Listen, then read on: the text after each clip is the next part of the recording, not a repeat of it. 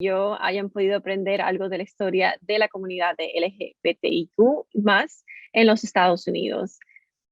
Pero el aprendizaje no para ahora. Ahora vamos a escuchar a 5 diferentes activistas y profesionales enfocados en luchar por los derechos de la comunidad LGBTIQ y más y sus experiencias.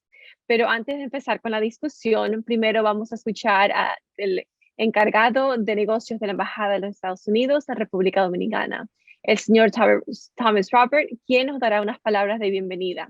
Si gustan hacer uso de los servicios de traducción disponibles, pueden hacer clic sobre el icono de forma de globo terráqueo y seleccionar el idioma español.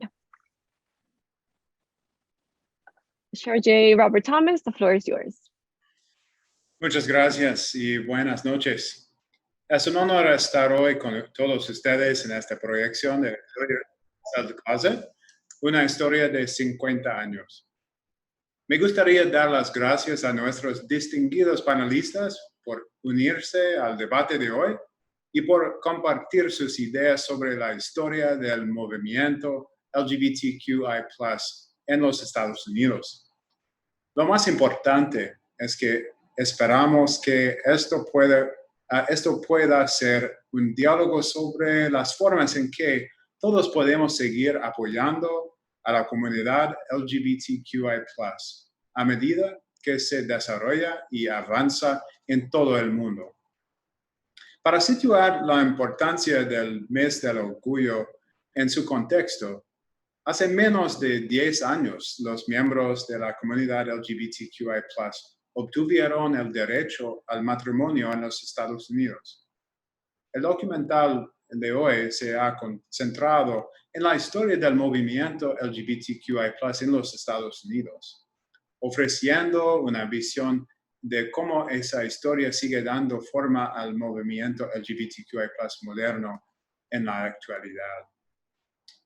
Fue increíblemente conmovedor para mí ver las experiencias de estos increíbles miembros mayores de nuestra comunidad y el valor que necesitaron para ser ellos mismos. Yo mismo crecí en Alabama y en los Apalaches de Virginia, y recuerdo el miedo que tenía a que alguien descubriera que era gay. Y también recuerdo cuando me mudé a Washington, D.C. y conocí a las personas gay por la primera vez. Esas personas increíblemente valientes me dieron el valor para salir del closet yo mismo. Hace 10 años, mi marido y yo nos casamos en Virginia, donde todavía no era legal. Salir del closet, al acto levantarnos, ser nosotros mismos y amar a nuestras parejas, era la mejor acción que podíamos llevar a cabo para desafiar la discriminación. A lo largo de los años, el entorno social de las personas LGBTQI+ en los Estados Unidos ha evolucionado en una dirección prometedora, especialmente en lo que respecta a la ampliación de la capacidad de la comunidad para ejercer sus derechos y alcanzar su pleno potencial. Sin embargo, a pesar de los avances, la lucha contra el estigma y la discriminación hacia las personas LGBTQI+ y otros grupos históricamente marginados está lejos de haber terminado. Como declaró el presidente Biden, todo el mundo tiene derecho a la dignidad y la igualdad, independientemente de quién sea, a quién ame o cómo se identifique. En este mes del orgullo, reconocemos las valiosas contribuciones de las personas LGBTQI+ en nuestro país y reafirmamos el compromiso estadounidense de solidarizarse contra la discriminación y la injusticia. El gobierno de los Estados Unidos seguirá luchando contra la discriminación y trabajando para cumplir la promesa de nuestra nación de igualdad, libertad y justicia para todos. acabar con la violencia, la discriminación, la criminalización y el estigma contra la comunidad LGBTQI+, es un reto universal. Ayudar a hacer realidad esos derechos para todas las personas, incluyendo a todos los ciudadanos LGBTQI+ en todas partes, sigue siendo una prioridad clave para el gobierno de los Estados Unidos. Como nos ha mostrado este documental, cada generación de activistas se apoyó en los hombros de los que les precedieron.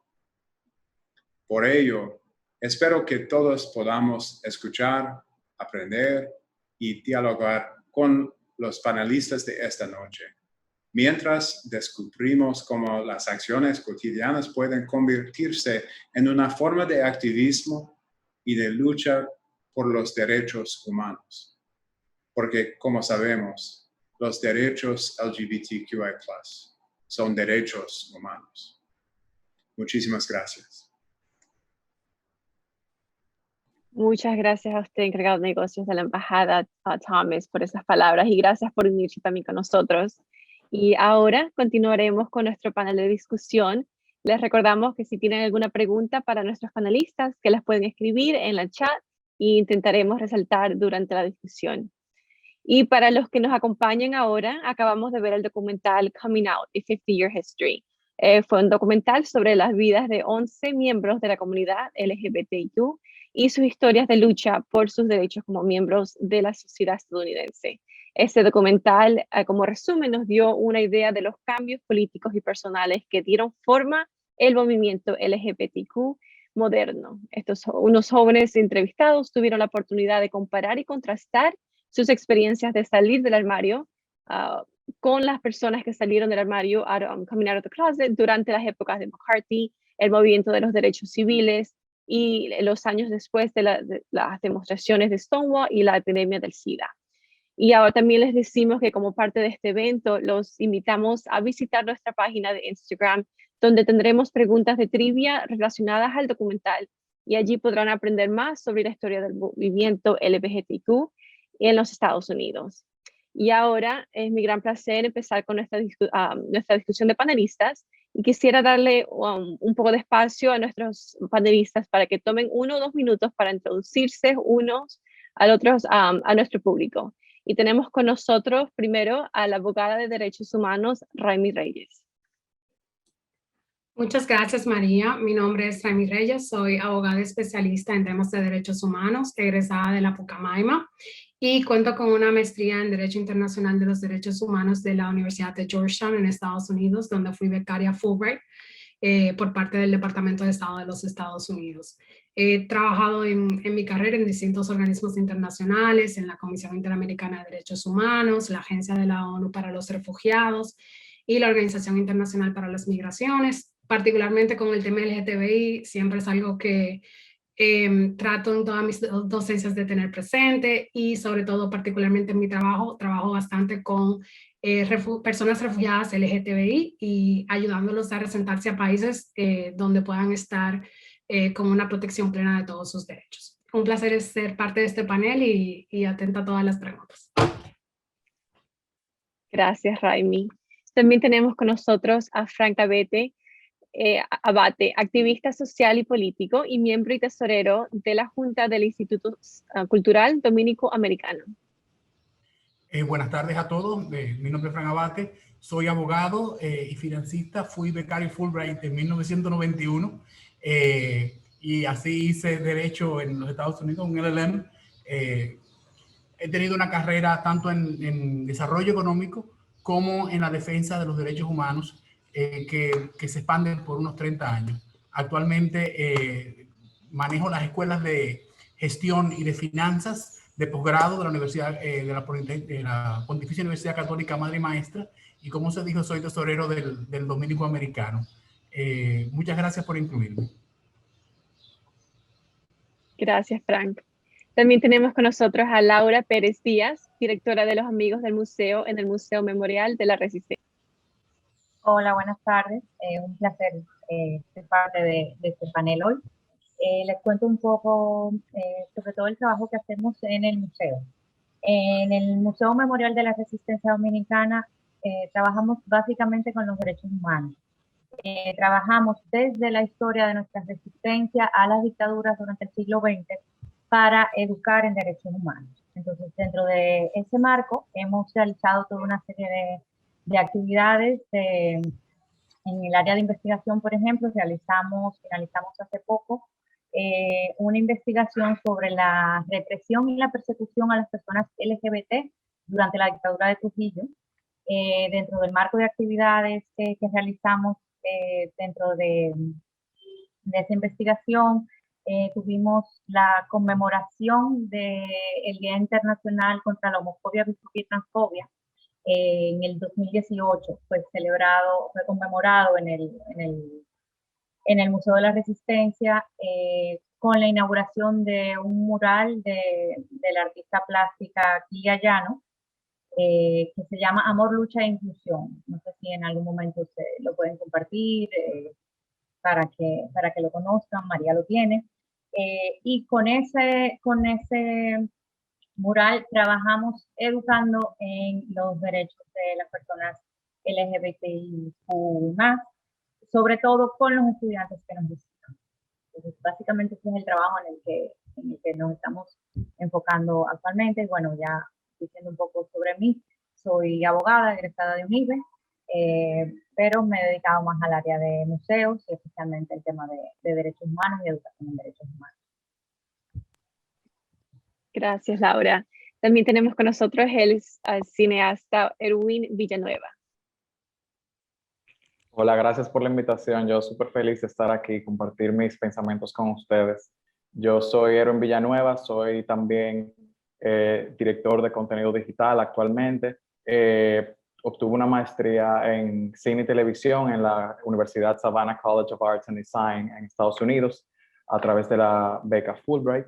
Regreso a República Dominicana recientemente y la verdad es que tener pocas conversaciones sobre derechos humanos me hizo buscar un poco más dentro de mí y buscar alternativas para que más personas conozcan sobre la comunidad y que más personas sean partícipes de nuestras historias y de lo que nos conforma como personas que pensamos diferente y que somos diferentes y que eso es algo que es la naturaleza de la humanidad y que nos corresponde a nosotros empoderarnos de los derechos que son fundamentales y que realmente nadie exterior a nosotros puede arrebatarnos. Muy de acuerdo, gracias, Erwin. Y también por último tenemos a Nairobi Castillo, directora de la comunidad de transvestis trabajadoras sexuales dominicanas o Contravet.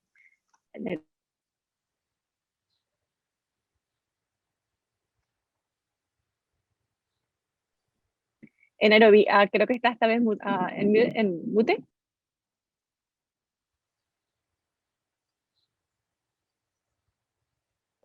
Sí, buenas tardes. Disculpe. Mi nombre es Nairobi Castillo, soy la directora de COTRAVE, que es la comunidad de trans, travestis y trabajadoras sexuales, una organización que se enfoca a trabajar con las personas trans, trabajadoras sexuales aquí en República Dominicana y travesti. Bueno,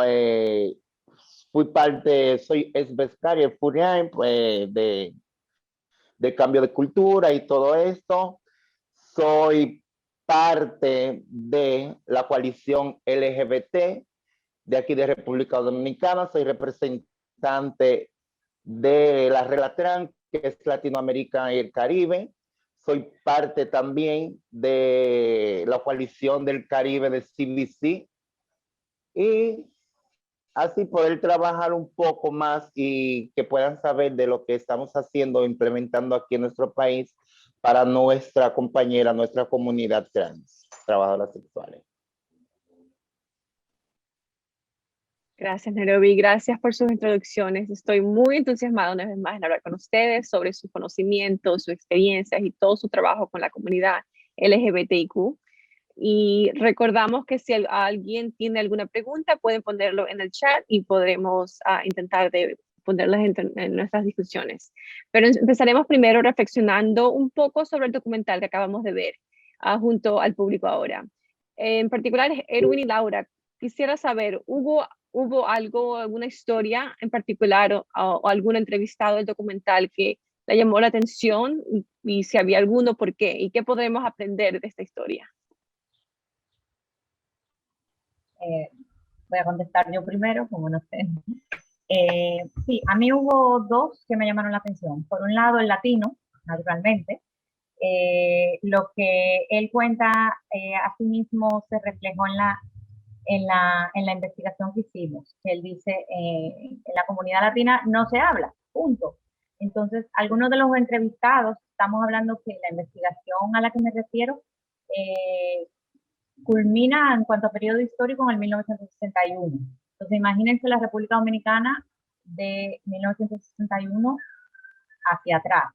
Entonces, más de un entrevistado de la investigación hizo referencia a eso, como al nivel de invisibilidad, porque nadie se atrevía a decir nada, ni siquiera nada que relativo a la propia identidad. No había ninguna expresión de identidad de género que no fuera la heteronormativa. Y varios dicen que inician su vida de pareja y demás a partir de los años 70. Entonces, ahí, en cuanto al que no se habla, que hacía referencia a este participante latino, ahí vi la similitud inmediatamente, a pesar del nivel de desarrollo en cuanto a derechos de Estados Unidos es incomparable con el de nosotros. Y por otro lado, el que comenta de la película que ve que es con Dustin Hoffman y que al final de la película llora y le dice a su papá, ese soy yo. Él me llamó la atención por lo siguiente. Uno de los objetivos que nosotros en el museo tenemos con los murales que le comentaba era que el niño o niña, la persona, el estudiante, vamos a decir, que nos visite, que sea LGBTQ o más, se vea en esos murales. Se sienta que es parte de algo. O sea, eso que expresaron en general muchos cuando hablaban de su niñez, de su preadolescencia, de su adolescencia. Nosotros desde el museo queremos contribuir a que la comunidad dominicana joven que va subiendo encuentre un espacio, encuentre una identificación ahí a través de sus murales y que esos murales también sirvan para el inicio de una conversación, para una ruptura, para una reflexión, no solamente al estudiante que nos visita, sino también al maestro. Entonces, esos dos casos me recordaron estas dos vertientes que trabajamos. Gracias, Laura. ¿Y Erwin? Bueno, a mí en sentido general me impactó muchísimo el documental. Me parece muy interesante en la forma en la que ha sido estructurado el documental, que nos dice cuál es el verdadero paso, como una guía más o menos de cómo encontrar ese amor. Y todo comienza encontrando tu voz, encontrando tu familia, encontrando fuerza. Y yo pienso que es eso de encontrar tu voz es tan importante porque uno aunque pertenezca a esa comunidad, que se sienta parte de esa comunidad, a veces no teniendo la información o no sintiéndose empoderado de lo que significa pertenecer a la comunidad LGBT, no nos impide ayudar a otros a también entenderlos. Por lo que yo pienso que a otros para que también puedan entenderlo. Por lo que yo pienso que es importante que nosotros, como miembros de la comunidad, también nos conozcamos bien los conceptos y cuál es el verdadero propósito de la comunidad LGBT en todas sus vertientes, en todas sus formas, y así podamos ayudar a los demás a que también puedan ver la comunidad LGBT de la forma en que nosotros lo vemos, que es una forma hermosa y que es basada en amor y que se centra en que el amor es la verdadera unión del mundo. Entonces yo creo que empoderarnos un poco de lo que significa ser miembro de la comunidad LGBT para ayudar a otros, eso es un mensaje que yo pude atrapar del documento. Sí, muy cierto, gracias, Erwin. Es verdad, para conociendo es como podemos ayudar también. Y entonces, para conocer un poco más también, esta pregunta es para ustedes, Laura, Raimi, Nairobi. ¿Nos pueden hablar un poco más sobre sus trabajos y en qué está enfocado específicamente en la comunidad LGBTQI y más? Podemos empezar con Raimi, si no hay problema. Sí, perfecto. Bueno, como les comenté, la mayoría de mi trabajo en temas con relación directamente con la comunidad LGTBI se centra en personas refugiadas. Entonces, primero un poco para dar un contexto, una persona refugiada es aquella que ha tenido que salir de su país porque su vida o integridad o libertad corre peligro. Entonces yo trabajo con esas personas en la República Dominicana y parte de este grupo que ha tenido que huir de su país de origen, distintos países de origen, son personas que pertenecen a la comunidad LGTBIQ+.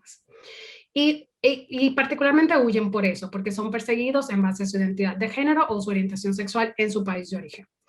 En adición de estudiar estos casos y determinar que efectivamente merecen esta protección por parte de la República Dominicana, la mayoría de estos casos, aún ya habiendo salido del peligro inminente donde se encontraban en sus países de origen, en la República Dominicana no encuentran un lugar seguro. No encuentran un lugar seguro por lo que todos sabemos. No es solamente discriminación, es que hay arrestos arbitrarios, hay afectaciones a la integridad física, hay discriminación en acceso al trabajo, en acceso a la salud, en acceso a la educación, en fin. O sea, no hay forma de que una persona que ya viene con un trauma bastante marcado pueda recuperarse e integrarse plenamente en una sociedad en la República Dominicana. Entonces, por eso trabajamos con distintos países donde la comunidad LGTBI está reconocida por sus gobiernos donde se respetan sus derechos plenamente y quieren acoger a estas personas para ayudarles no solamente a sobrepasar el trauma que le obligó a salir de su país de origen, pero que se puedan integrar plenamente en esta nueva sociedad con derechos. Y eso se ha hecho exitosamente. Obviamente por temas de confidencialidad no puedo decir las personas, las nacionalidades ni los países, pero solamente decir que personas de todas las letras han sido representadas a otros países fuera de la República Dominicana exitosamente, donde han podido de una vez integrarse a la comunidad LGTBI en esa nueva comunidad, en ese nuevo país y empezar su vida y poder vivir realmente en libertad como son. Y yo creo que todavía falta mucho para hacer en la República Dominicana, no solamente por los nacionales, pero personas que también han pasado distintas cosas en sus vidas que les ponen en esta situación de riesgo y que lamentablemente no se pueden quedar en República Dominicana porque no es seguro para ellos como personas miembros de la comunidad LGTBI. Wow, qué importante de verdad es ese trabajo. Y también podremos aprender un poco más de Contravet de Nairobi. ¿Nos puede hablar un poco más? Sí, bueno, Contravet se enfoca más para trabajar, para poder bajar lo que él estima la discriminación social que hay aquí en República Dominicana. Vaya la redundancia, lo que habló las compañeras, que aquí en República Dominicana no hay oportunidad para las personas LGBT más la persona trans. La persona trans ha sido una de las personas que la sociedad más ha rechazado desde el seno familiar hasta llegar a la sociedad. Entonces, y para poder tener un trabajo, es más fácil, tienen que ejercer el trabajo sexual, donde del trabajo sexual viene lo que es la violencia policial, la violencia a la sociedad, el rechazo social por completo, el uso y abuso de sustancias. Todo es un ciclo de cosas que viene encima de nuestra compañera trans. Otra vez más se ha enfocado para trabajar, bajar un poco la estigma, la discriminación social para ver cómo las personas trans puedan acceder a los servicios de salud, educación y otra oportunidad más que pueda haber, viendo cómo nuestro gobierno no hace caso omiso a las comunidades LGBT, mientras que las personas de la comunidad pagamos impuestos, como todo un ser humano, como toda la sociedad, nacemos con un derecho. Entonces, el derecho de la comunidad LGBT más la persona trans no se ve, no se visibiliza, pero falta mucho para hacer, pero se ha hecho cosas ya porque dentro de lo que es la sociedad que antes había ese paradigma que las personas trans no podían andar vestidas de mujer. Ahora sí tenemos acceso a mucho al parque, a los parques, a los centros de diversión y otros sitios más. Y con lo de la policía también hemos trabajado, sensibilizado un enfoque para bajar un poco el maltrato hacia las personas trans, trabajadoras sexuales, porque esa es su oportunidad, tienen que pararse en esa esquina para poder trabajar, pero dentro de lo que es lo de la policía, siempre hay cambio, porque viene lo mandan para otro sitio, entonces al final para hacer esa sensibilización es continua, pero con todo lo de la pandemia hemos bajado un poco la aglomeración, no podemos seguir haciendo el trabajo, pero sí que otra vez ha hecho un buen trabajo dentro de la sociedad dominicana para poder trabajar con la sociedad para bajar el estigma y la discriminación, la exclusión social que hay aquí en República Dominicana. Pero falta muchos para hacer. Exactamente lo que estaba pensando, Leve. Mucho trabajo se ha hecho, pero mucho más hace falta. Muchas gracias. Y Laura, quiere hablar un poco más de Sí, bueno, ya había dicho más o menos los trabajos que hemos hecho. La pandemia nos ha parado un poco porque teníamos planes con la investigación en cuanto a una exposición temporal y demás, pero básicamente ahora mismo es lo que hemos podido trabajar en cuanto a derechos de las personas LGTBIQ+. Así nada, no tomo tiempo para continuar con la discusión. No sé Perfecto, sí, muchas gracias. Entonces ahora, Frank Raimi Nairobi, quisiera saber, sabemos también que el gobierno de los Estados Unidos quiere ser un defensor de los derechos LGBTQ. ¿Cómo les ha ayudado la embajada y el gobierno de los Estados Unidos a aprender, a promocionar y a defender los derechos de la comunidad LGBTQ? Yo me lanzo de una vez ruedo y digo dos experiencias. La primera, de una manera personal, o sea, para mí irme a los Estados Unidos a estudiar en 1991 fue realmente salir en la que yo viví en República Dominicana y involucrarme de lleno en la lucha contra el SIDA. Fue realmente una experiencia que a mí me sacó de la zona de confort y me hizo trabajar por eso que yo amaba. Yo me acuerdo cuando ya acababa mis estudios, decir en el grupo de trabajo que yo nunca volvería al closet. Y esa palabra tuvo un muy fuerte, porque la verdad es que en 1991, en la República Dominicana, yo no conocía a nadie que estuviera fuera del closet. Yo fui el primero que yo conocí, que salió, que lo dijo, que vivió solo y que entendió la fuerza de esa acción, por lo menos en mi mundo.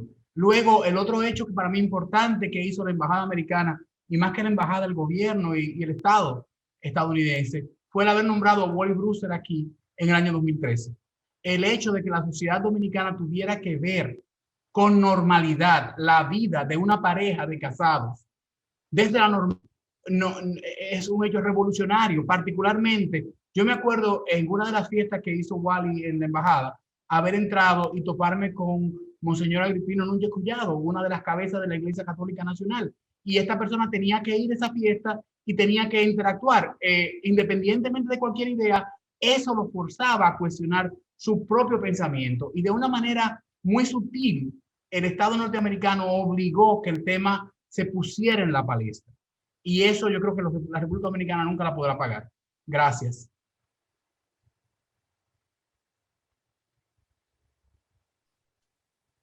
Raimi Nairobi, Bueno, desde el gobierno de los Estados Unidos, nosotras, hemos considerado que encontramos como propuesta y ejemplo cómo trabajar aquí en República Dominicana. Bueno, el gobierno de Estados Unidos presenta las quejas y hallazgo de discriminación, rechazo social, se lo presenta a nuestro gobierno y los gobiernos se sientan a veces detrás del telón, pero sabemos que vivimos la doble moral aquí en República Dominicana, pero sí, desde la Embajada de los Estados Unidos nos ha dado un poco más de fuerza, plataforma, de poder trabajar y hacer una incidencia política desde nuestras organizaciones LGBT más la persona trans. Porque cuando estaba el embajador Wally aquí, Wally no abrió mucho la puerta a mí como Nairobi Castillo para poder representar a la comunidad en muchas actividades que hacía, donde estaban los tomadores de decisiones ahí. Y yo me la acercaba, porque eso, para visibilizar y poder hacer incidencia de visibilización dentro de esas actividades. Eso fue una buena estrategia que se trabajó.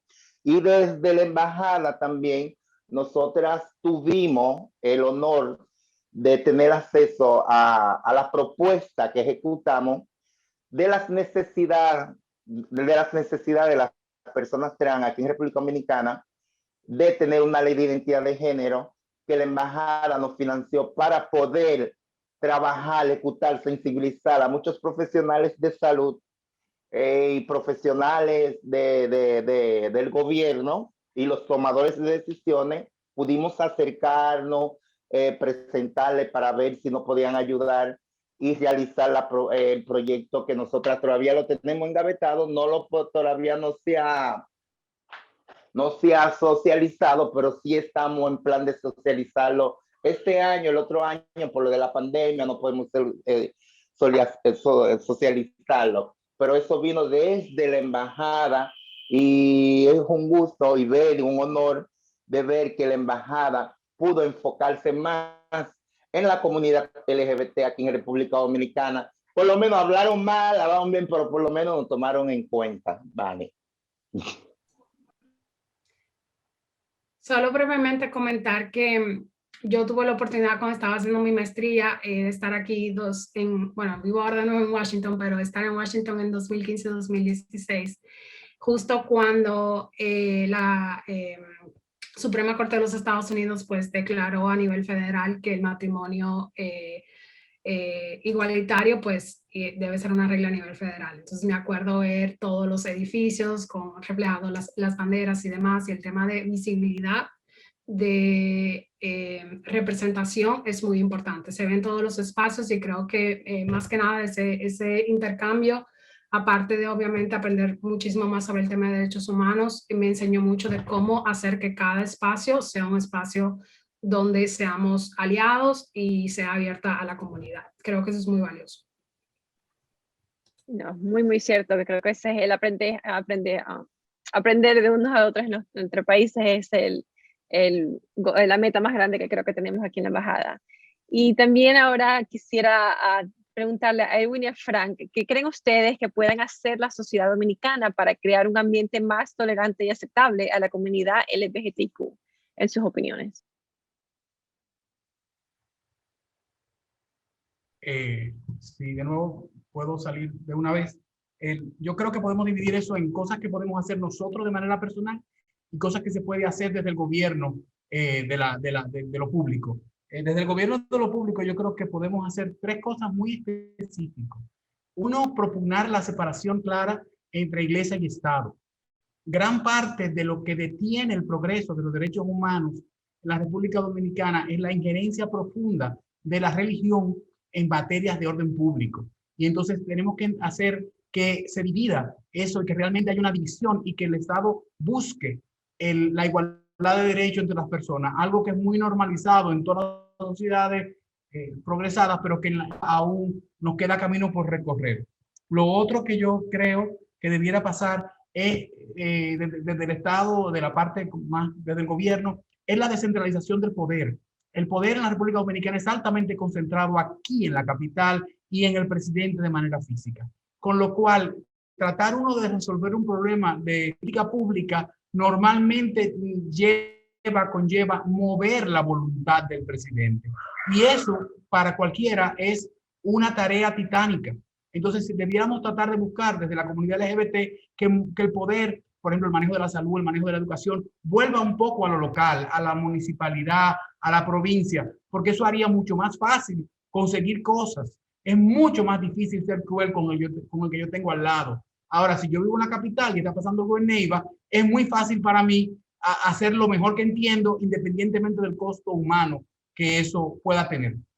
La tercera cosa que podemos hacer del Estado, y me disculpa que es un poquito larga la respuesta, es la prohibición expresa del uso de terapia de radiochoc para la cura o para el remedio de una situación que no tiene remedio, que es parte de la identidad humana. En nuestro país hay escenarios donde esto se usa de manera consuetudinaria y el gobierno simplemente se hace de la vista gorda. A veces involucra más personas de otra nacionalidad, pero sigue pasando y sigue pasando en nuestro medio y de alguna manera normaliza el estatus como de segunda clase de los ciudadanos LGBT. En el plano personal, yo creo que son tres cosas de nuevo que podemos hacer. Una la dijo Laura, amarnos a nosotros mismos, querernos como somos, no tratar de ser nada más que lo que somos. Segundo, y en inglés, speak your truth. O sea, tenemos que salir y decir quiénes somos. Al colectivo hay que ponerle cara, hay que ponerle un rostro. Y un rostro de amigo, un rostro de hermano, un rostro de hermana. O sea, tiene que ser gente conocida. Y eso no ha pasado todavía. Hay todavía una ambivalencia que no me parece correcta. Y finalmente, yo también siento que a lo interno del colectivo hay divisiones que tienen que ver con clase, de ideas, de ideologías, de cómo entendemos las soluciones. Y esas soluciones no son más importantes que el colectivo actúe y se mueva como una sola cosa. Y eso depende de nosotros. Y debemos hacer lo que pasa. Estoy muy de acuerdo contigo, Frank, y mi opinión proviene también principalmente de la parte personal, de lo que podemos hacer cada uno de nosotros para cambiar nuestra conciencia colectiva. Y yo creo que yo pudiera comentar un poco sobre mi experiencia en Estados Unidos visitando la parada gay por primera vez en Atlanta.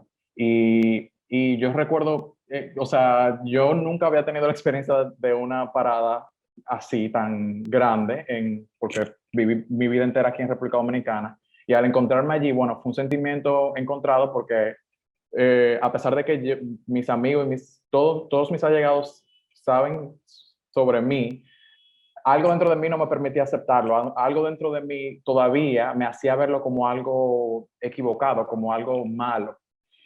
Y yo no lo disfruté, yo no me sentí que era una celebración, sino más bien algo que la gente simplemente iba a expresar, a presenciar y a demostrar amor al mundo. Entonces yo vi a un grupo de personas que estaban en una esquina rodeada de policías con pancartas diciendo como que los homosexuales son violadores, que si yo, muchísimas frases incómodas.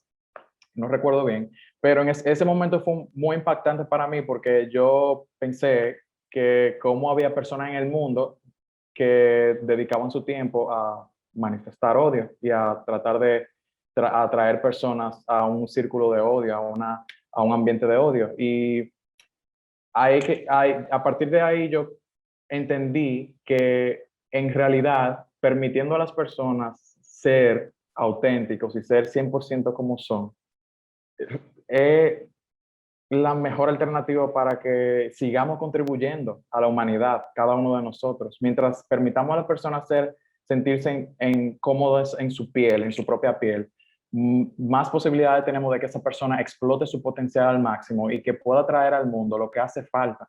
Mientras tengamos más personas reprimiendo sus sentimientos, reprimiendo su identidad, vamos a seguir creciendo ese odio, ese cáncer de odio. Sin embargo, necesitamos entender que el ser humano está hecho de amor y que todo proviene de amor y que la fuerza que nos une al mundo entero es el amor. Y el amor no tiene condición, el amor no importa tu religión, no importa de dónde tú vengas, no importa cómo tú te veas. cada uno tiene a mí me gusta llamarle escarcha dentro de sí, pero todo el mundo tiene esa escarcha que le hace falta al mundo. Y eso lo podemos descubrir solamente aceptando que cada uno, que hay muchas personas diferentes en el mundo y que hay muchas personas que nadie va a pensar igual que tú, porque todos tenemos historias diferentes y que la sociedad dominicana se permita aprender sobre el valor de la aceptación, como mencionó Frank. Yo creo que esa sería una de las salidas para cambiar la conciencia colectiva.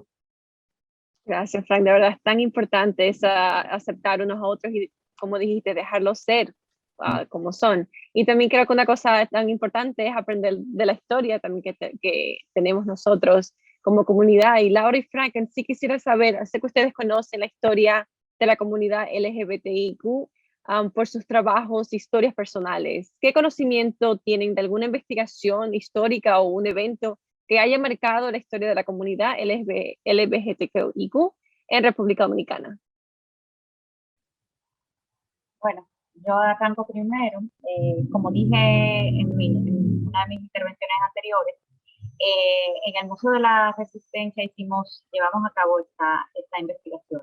Les cuento un poco sobre ella.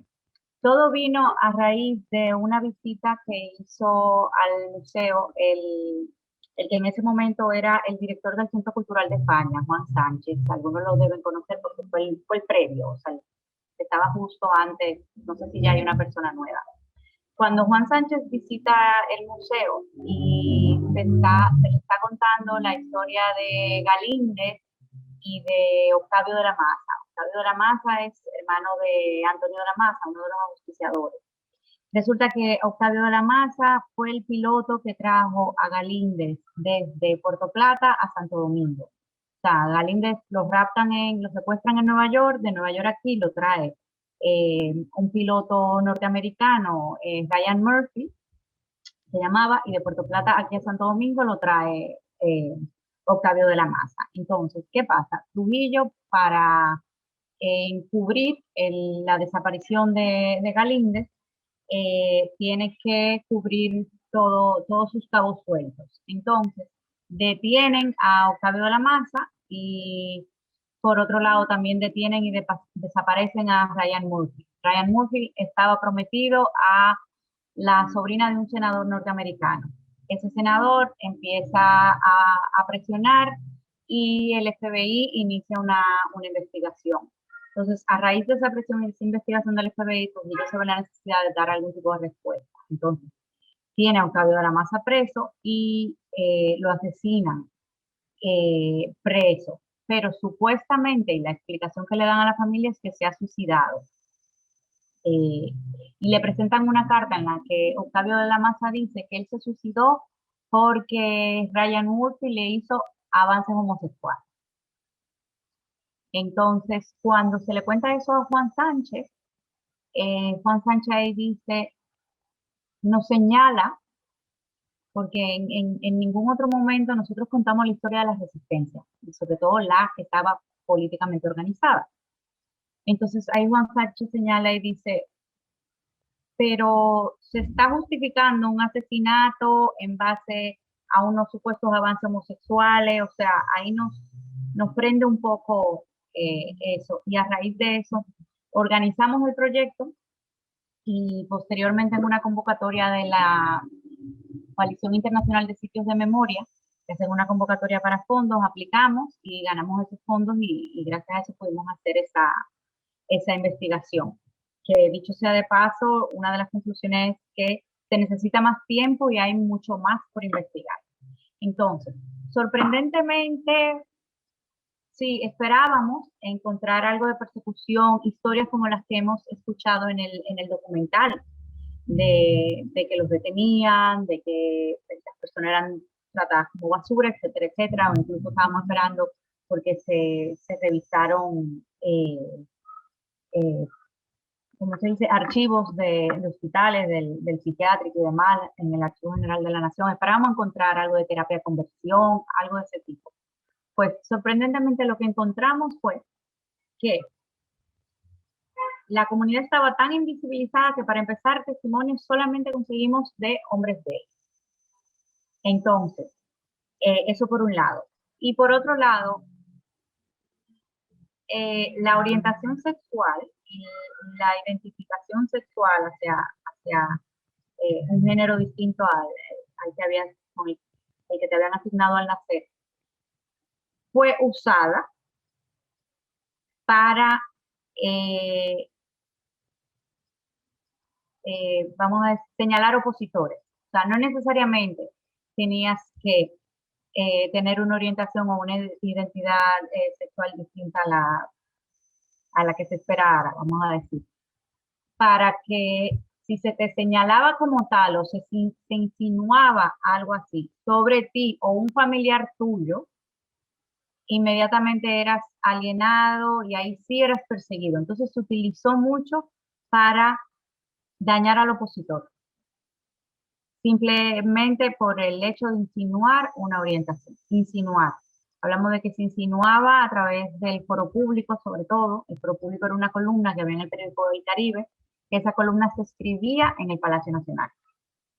Entonces, si en el foro público se insinuaba algo, al día siguiente tú estabas sin trabajo, tú y tu familia, y así sucesivamente. Entonces, naturalmente, volvemos a la época en que se desarrolla todo.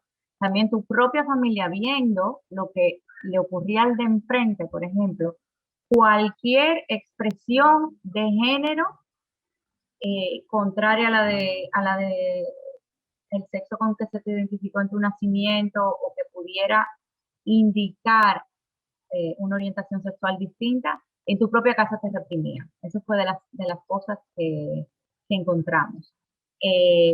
Y también encontramos todo el tema de la legislación y todo el tema, sobre todo en los cuerpos castrenses. Aunque no llegamos a encontrar ninguna sentencia, sí está ahí la legislación. Por eso digo que la investigación podía ir mucho más allá. Fue una de las conclusiones, que era una investigación que debió ser más larga que el plazo que nos daban en el grant. Pero básicamente eso, el uso de la orientación sexual para eliminar de esa forma a un opositor. Gracias por eso, compartir eso. Y Frank, ¿desea compartir? Sí, yo tengo como 4 punticos y también trataré de ser breve. El primero, la primera historia registrada de un amor homosexual en el Nuevo Mundo, como hay tantos primeros aquí, está en la casa de Sevilla, un anecdotario que se llama La Mala Vida. Y ahí aparecen 2 escenas en las que lamentablemente las personas, menos un menor que está involucrado, fueron asesinadas. Y la verdad es que es interesante el ver cómo desde el tiempo más primogenio de la colonia, pues había una marginalización fuerte del tema. Otra cosa que pasa, que creo que es interesante, que no pasa en Santo Domingo o en la colonia española, pero que sí pasa en la isla, es los corsarios franceses, ingleses y holandeses que hicieron hábitat del otro lado en Haití, frecuentemente estaban involucrados en relaciones homosexuales, y hay una sentencia en Francia que avaló que la herencia de una de estas personas fuera a su amante homosexual aquí en la isla y no a su esposa, a la esposa del señor en Francia. Y esto fue en 1700 algo. Lo otro que quiero decir, y también es dificilísimo de decirlo porque creo que nadie lo sabe, hay una novela escrita en tiempo de Trujillo en 1943 bajo el nombre de Biel el Marino, que es explícita homosexualmente. Se hicieron 14 copias y se hicieron a manos por el autor, que es Pedro René Contín Aybar, hermano de un famoso juez de la Suprema Corte de Justicia de la República Dominicana. Pero yo tengo 2 hechos históricos también relevantes que creo que son un poquito más positivos en su luz. Uno, hubo una investigación en 1993 pagada con dinero del AID de la Universidad de Washington en Washington State, y que con la contraparte de Amigos Siempre Amigos aquí en la República Dominicana, que fue el primer como visión académica del problema VIH en la República Dominicana, y que tenía el componente de que en los batalles había un gran, había muchos SIDA en los batalles y manera de enfrentarlo. Y eso trajo a la República Dominicana a la doctora Ellen Conning, que todavía sigue siendo una gloria. Ella es norteamericana de nacionalidad, es judía de familia, pero ella es una gran dominicana en cuanto a que ha salvado la vida de muchísima gente, y su centro de investigación es uno de los más respetados en el mundo. Finalmente, el otro hecho histórico que yo siento que es importante resaltar pasó este domingo. La Cervecería Nacional Dominicana ha hecho una serie de declaraciones en cuanto a la protección de sus empleados. Y señores, eso va a cambiar el juego como Wally Brewster lo cambió hace unos años. ¿Por qué? Uno, el empresariado dominicano no va a querer estar en la cola, va a querer ponerse al día. Dos, la cervecería, nadie de ninguna iglesia ha salido a cuestionar, ha salido a preguntar, ha salido a decir nada de lo que está haciendo la cervecería, con lo cual nos estamos dando cuenta que ellos atacan si creen que el enemigo lo pueden vencer. Y eso debe cambiar la manera en que hacemos activismo. Yo creo que tenemos que salir de aquí a visitar a las empresas y a pedirles que esos derechos y libertades que la cervecería está dando a sus empresas sea incluido en el catálogo de todas las empresas dominicanas. Y ellos lo van a tener que hacer, porque si no, toda la gente buena se va a ir para la cervecería. Entonces, yo creo que eso también cambia mucho el diálogo. Muchas gracias. No, de verdad es tan importante también ver la historia actual, ¿verdad? ¿Qué está pasando hoy en día? Y ahora, con los últimos 5 minutos que tenemos, rápidamente, reconociendo que ser aliados de la comunidad LGBTIQ no es limitada a la comunidad académica o gubernamental. ¿Cómo podemos nosotros, la gente común, apoyar a los derechos LGBTIQ? ¿Y hay alguna manera de contribuir de manera creativa o ser un aliado para la comunidad LGBTIQ? En particular, quisiera escuchar de Erwin en este momento. Y si hay tiempo, Laura y Frank también podremos. Claro que sí. La mejor forma de contribuir a la comunidad es usando el talento que uno tiene, el potencial, conociéndose a sí mismo, descubriéndose cada día y permitiéndose a descubrir nuevos caminos dentro de sí. Y a través de tu talento, uno puede cambiar el mundo y convertirse en un grano de arena para el gran cambio que necesita el mundo. Y actualmente, en la búsqueda de esa voz, de esa aceptación, bueno, yo estoy utilizando mi talento, estoy en la etapa principal de un desarrollo con el objetivo de educar y promover todo lo que tiene que ver con la comunidad. Todavía estamos en etapas muy tempranas, por lo que no pudiera darles muchos detalles, pero esa es la intención. Creo que teniendo la intención ya es el mejor punto de partida. Así que, bueno, les hago una petición pública de que ya que estamos juntos en este panel, creo que es una oportunidad para crear relaciones y saber que cuento con personas tan avanzadas y, bueno, dispuestas a ayudar a la comunidad como ustedes. Creo que me siento en terreno seguro y mi sueño se ve cada vez más materializado por personas como ustedes. Así que públicamente les agradezco por su labor y por estar abiertos a utilizar sus talentos para que el mundo sea un mejor mundo para todos, y no solamente para un grupo, sino para todo el ser humano, para toda la humanidad. Yo completo un poco este mensaje. Yo creo que podemos hacer 3 cosas, ¿verdad? Yo soy un poquito esquemático. La primera es la formación y la inclusión de personas de la comunidad en equipos deportivos, en grupos espirituales, en grupos artísticos, donde esta gente de una manera u otra puedan expresarse e incluirse, sentirse parte de, ser recibidos, ser valorados, no por una idea social, sino por el talento que puedan traer, ya sea al deporte, a las artes o a una vivencia espiritual. Eso es muy importante, que un aliado lo detecte y lo pueda catalizar. Lo otro que yo creo que puede un aliado ayudar a la comunidad LGBTI en la República Dominicana es a crear medios de comunicación para la comunidad y por la comunidad, que nos ayuden a hablar entre nosotros, a comunicarnos y que nos ayuden a hablar con la sociedad como un todo. Si ustedes se fijan en la película, ese periódico The Ladder fue muy importante. Y ellos hablaron al principio de cómo en los 50 estos sistemas de comunicación primitivos al día de hoy, pero en aquel momento muy emprendedores, pudieron realmente galvanizar la sociedad en torno a ideas y crear un diálogo social que es tremendamente importante. Y finalmente, yo creo que aliados y miembros de la comunidad LGBT podemos y debemos ser ejemplo el uno al otro. Mi comportamiento debe ser luz para que los demás digan, wow, ese señor es gay y sin embargo tiene un buen empleo, es un miembro contributivo de la sociedad. O sea, es ser un role model. Y eso también era una idea que yo traje de los Estados Unidos, donde el concepto de role model era muy importante. ¿Por qué? Porque mucha gente al día de hoy, lésbica, transvesti, todo, no saben cómo comportarse con eso que tienen. No saben cómo asumir el regalo que tienen. Al contrario, muchas veces no lo ven como un regalo. Entonces, es importante que puedan tener ejemplos de inclusión, de aceptación cerca y brillantes. Una de las razones por las que yo hago esto es exactamente por esa razón. Y muchísimas gracias. Gracias. No, perfecto. Es verdad, es tan importante tener esos personas para ver como role models en toda nuestra vida. Y nosotros tenemos algunas preguntas de la audiencia. Vamos a escoger una en particular.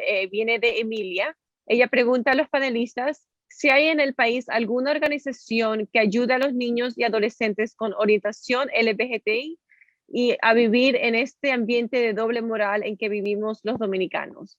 Si alguien aquí en el panel puede responder a esta pregunta, estaríamos muy agradecidos. Bueno, dame responder. Como dentro de nuestra organización, sabe que no he permitido trabajar con niños, pero nosotras como organización, como mujeres trans, hay muchas chicas trans de 13 y 12 años, lo abordamos fuera de la organización, así poder sensibilizarlo, educarlo, con protección, protegerse en forma de cuidado de VIH y derechos humanos.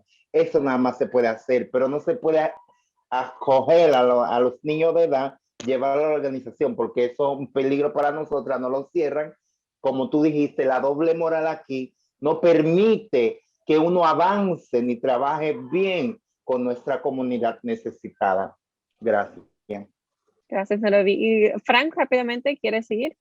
Sí, solamente decir que algo que no está hecho, pero que debemos hacer, es crear alianzas LGBT a nivel de los colegios, las escuelas y las universidades, para que los jóvenes encuentren un espacio seguro donde bregar con esto.